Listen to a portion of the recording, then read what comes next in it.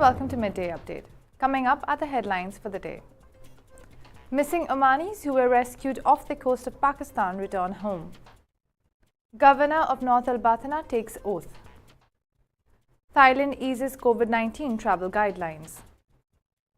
Police clearance certificate service now available on ROP's app. Spain sees worst wildfire in recorded history.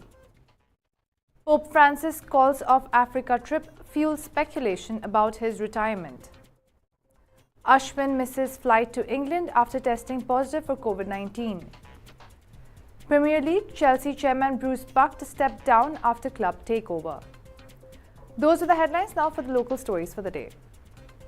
Ali Al-Jafri and Salam Al-Jafri, two citizens who went missing at sea in the Al-Ashkara arrived at Muscat International Airport from Pakistan. Oman news agency said the following. The two Omani citizens who have gone missing at sea in Al-Ashkara Procuratorate in the Wilayat of Jalan Bani Bu Ali since 9th June arrived at Muscat International Airport from the Islamic Republic of Pakistan after they were rescued by one of the ships transiting the Arabian Sea. The governor of North Al-Batana Governorate took oath in front of the Minister of Interior. Oman news agency reported that His Excellency Mohammed bin Sulaiman Al-Kindi, Governor of North Al-Batana, Chairman of the Municipal Council in the Governorate, takes the oath before His Excellency Syed Hamoud bin Faisal Al-Busaidi, Minister of Interior, based on the text of Article 14 of the Municipal Council Law. The pre-arrival registration system and the health insurance requirement for travellers to Thailand will be cancelled from Friday, July 1, 2022, the Embassy of the Sultanate of Oman in Bangkok said. The Thai authorities have cancelled the pre-arrival registration system and the health insurance requirement for July 1, 2022. It confirmed the requirement to present vaccination certificates upon arrival, and those who do not have a vaccination certificate or a COVID-19 certificate may undergo ATK tests at airports, the embassy said in a statement. It indicated the cancellation of temperature measurements at airports and outlets and before entering the facilities. Wearing the mask is optional in open places with the possibility of maintaining social distance and a commitment to wearing it in closed and crowded places as well as for those who have disease symptoms. Omani citizens and residents can now obtain police clearance certificate electronically via ROP's applications on smartphones or through its website, the Royal Oman Police announced on Tuesday. ROP said the following in a statement. Within the Royal Oman Police Electronic Services, the Directorate General of Inquiries and Criminal Investigations now provides online issuance of police clearance certificate for Omani citizens and residents.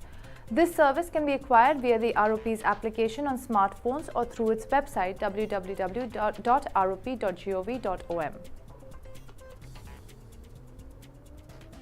Those were the local stories. We'll take a short break and we'll be back with the international news. Stay tuned.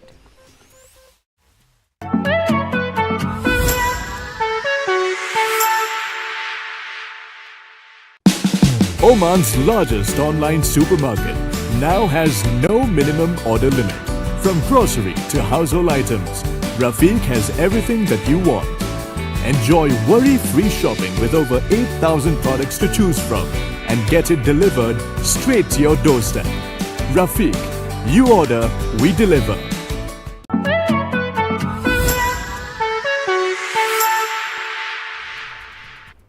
Welcome back to Midday Update. Now for the international stories. A wildfire caused by a lightning strike on Wednesday in the province of Zamora in northwest of Madrid has become the worst ever recorded in the history of Spain, regional authorities confirmed on Monday.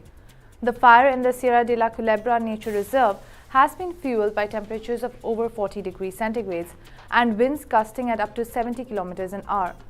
So far, 30,800 hectares of woodland and scrub with a perimeter of 120.88 kilometers have been destroyed. The reserve is environmentally important as it contains the highest concentration of wolves in the Iberian Peninsula, along with important populations of red and roe deer. Cooler weather on Sunday has eased conditions for firefighters who have now been able to extinguish the flames. Hundreds of firefighters, accompanied by members of the Spanish Military Emergency Unit, are now working to dampen down the area and establish fire breaks. Elsewhere, 13 municipalities in the region Navarre in northern Spain have had to be evacuated due to a series of wildfires described by the local government as the worst in decades. The cancellation of Pope Francis' trip to Africa has stirred speculation about his retirement. The immobilized Pope recently named a slew of new cardinals, raising questions about succession, sources reported. Pope Francis decided to call off a long-planned trip to Africa on account of a problem with his knee. Papal health issues has always been a concern at the Vatican, where the leader has traditionally ruled for life.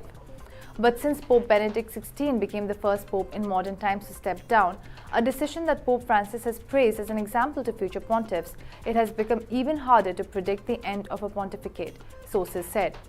More than 9 years after his resignation, retired Pope Benedict, 95, is still living in the Vatican, increasingly frail, yet by the accounts of visitors, mentally acute.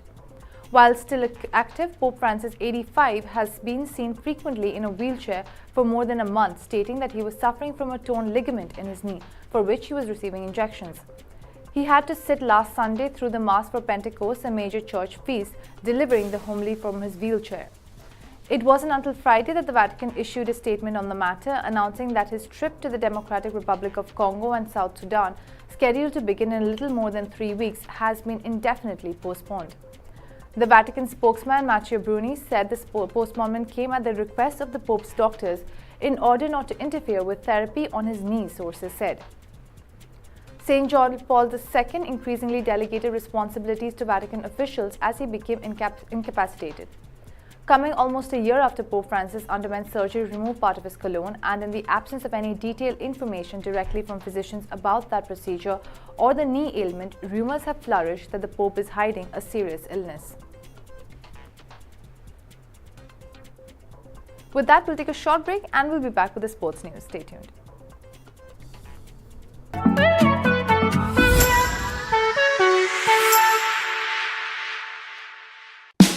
Oman's largest online supermarket now has no minimum order limit.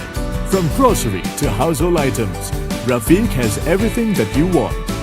Enjoy worry-free shopping with over 8,000 products to choose from and get it delivered straight to your doorstep. Rafiq, you order, we deliver.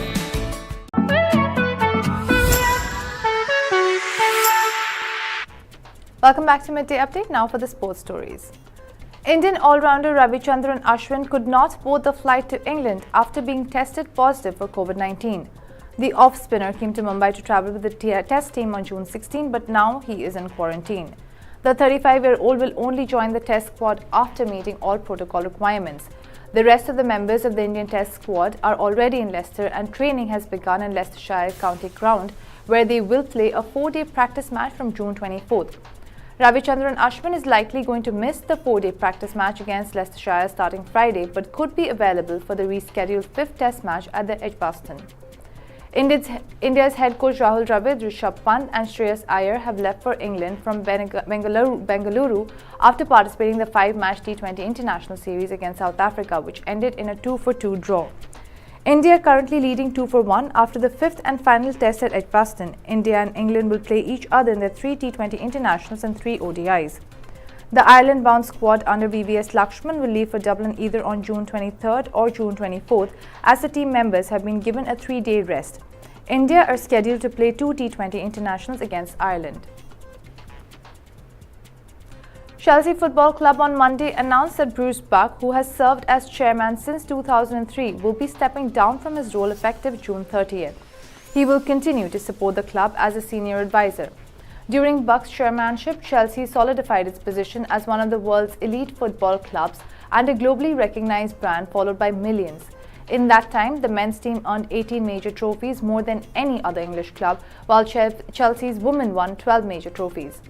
The club also grew its commercial revenue significantly, establishing world-class training facilities at Cobham and developed one of the best youth academies in football. In 2010, Buck, as trustee and chairman, helped establish the Chelsea FC Foundation, which supports a broad range of initiatives including increasing access to young athletes, hosting education and employment programs, and leading anti-discrimination campaigns. I'm proud to have helped Chelsea realize great success on the pitch and make a positive impact in the community, said Buck. Now is the right time to step down and let new ownership build on the strong foundations we have in place. The owners have a compelling vision for Chelsea's future, and I look forward to helping them achieve it in this new role alongside our incredible staff, players, coaches and supporters. Bruce has led Chelsea Football Club to the highest level of international and domestic football, while also developing one of the most active social responsibility projects in sport, said Todd Bowley, Chelsea Football Club co-controlling owner. We thank Bruce for his service and his commitment to the club, he added. Last month, Chelsea announced that the ownership transfer of the club to the consortium led by Todd Bowley has been completed.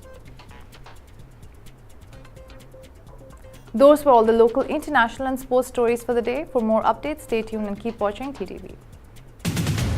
You've just heard the live feed from the TTV studios on TFM 95.4. Let's talk.